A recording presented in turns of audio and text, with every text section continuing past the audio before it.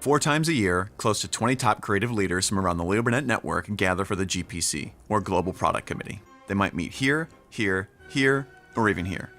Wherever they meet, all they need is this. And of course, the work. It's all about the work.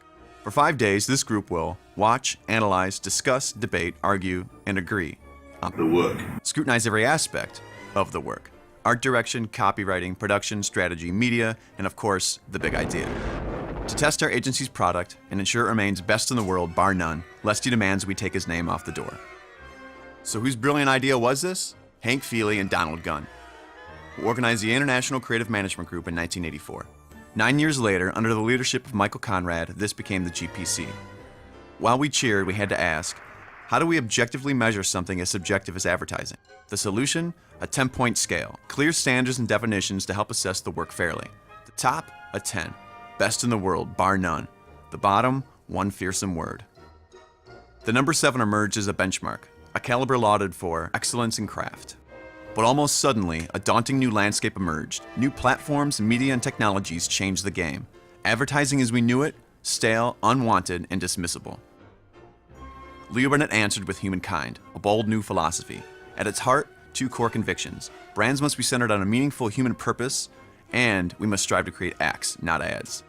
Ideas with the power to transform the way a person thinks, feels, and ultimately behaves.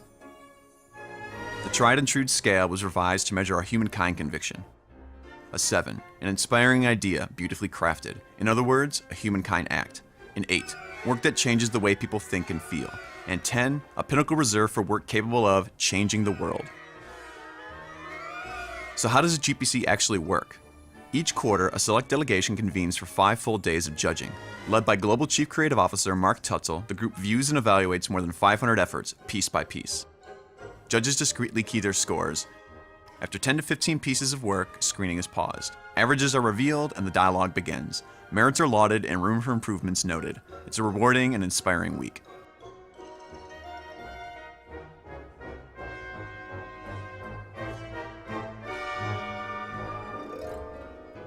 It doesn't matter what the size of your office is, the size of your idea that matters. Inspired just as much by the discussion as it was by the work. After the meeting, detailed feedback is delivered throughout the network, providing each office unique insight into what's working and what's not. The very best of the best is packaged and sent to more than 6,000 employees as a source of inspiration. So why the effort? It helps us deliver for clients.